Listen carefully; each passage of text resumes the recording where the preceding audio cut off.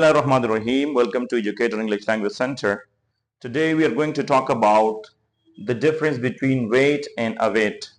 So आपने ये बात याद रखना है कि ये दोनों जो वर्ब है wait and await, ये दोनों इंतजार करने के माने के लिए इस्तेमाल होते हैं। लेकिन सबसे पहले हम wait के बारे में बात करेंगे। ये जो wait का जो लफ्ज है ये ग्रामर में वर्ब है और ये बात भी आपने याद रखना है कि ये इंट्रांजिटिव वर्ब है।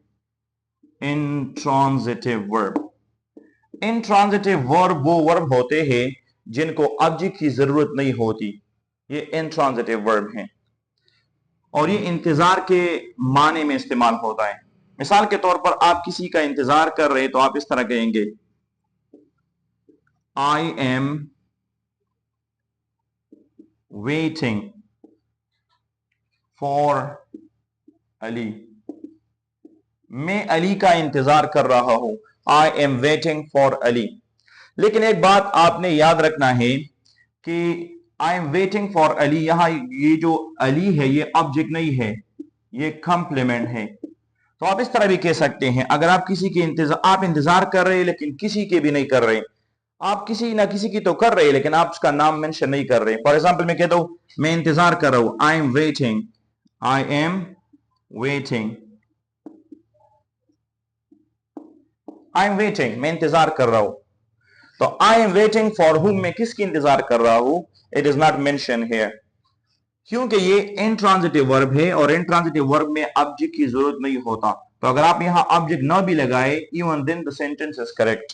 तो याद रखिए वेट ये इंट्रांजिटिव वर्ब है और जब आप उसके बाद कंप्लीमेंट लगाएंगे या ऑब्जेक्ट का प्रीपोजिशन लगाएंगे तो आपने यहां फॉर जरूर लिखना है। आई एम वेटिंग अली नहीं कहना है आपने इस तरह कहना है, I am waiting for Ali. और अगर आप ऑब्जेक्ट ऑफ कॉम्प्लीमेंट को मेंशन ही ना करें तब भी ठीक है, आप फिर इस तरह कहेंगे, आई एम वेटिंग, मैं इंतजार कर रहा हूं। इसके बरक्स अवेट की बात कर रहा हूं। अवेट ज्यादातर जो ये फॉर्मल सेंस में ज्यादा इस्तेमाल होता है, ये बहुत ज्यादा फॉर्मल है और ये ऑफिशियल कंटेक्स्ट में बहुत ज्यादा इस्तेमाल होता है। ऑफिशियल जो कंटेक्स्ट होते हैं या मोस्टली कंप्यूटर जो लैंग्वेज होते हैं इसमें इस्तेमाल होते हैं। तो अवेट का मतलब ही है इंतजार करना, लेकिन याद रखिए ये जो वेट का ये जो अवेट का जो वर्ब है ये ट्रांजिटिव है, ये ट्रांजिटिव वर्ब है। मतलब यह है कि अवेट के फौरन बाद आपने ऑब्जेक्ट मेंशन करना है। अगर आप अवेट का लफ्ज लगाते हैं और आप ऑब्जेक्ट को मेंशन नहीं करेंगे तो ये जुमला इनकम्प्लीट होगा।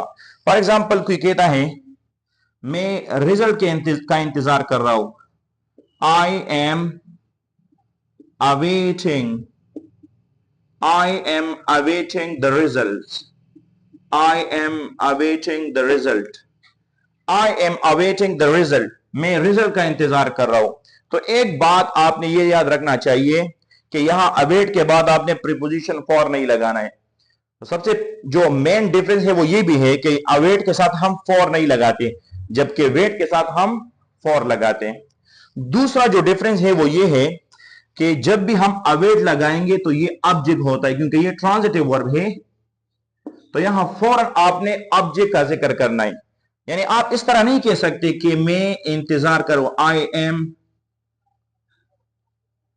Awaiting, the sentence I am awaiting is incomplete. I am awaiting यानी you are waiting, but for whom, किसके लिए? तो यहां आपने ऑब्जेक्ट को जरूर मेंशन करना है। आई am awaiting my test results, I am awaiting my test results। तो उम्मीद है कि आपको ये टॉपिक समझ आई होगी। अगर कोई कंफ्यूजन आपको है तो आप कमेंट बॉक्स में हमारे साथ शेयर कर सकते हैं। Thank you for watching the beautiful video.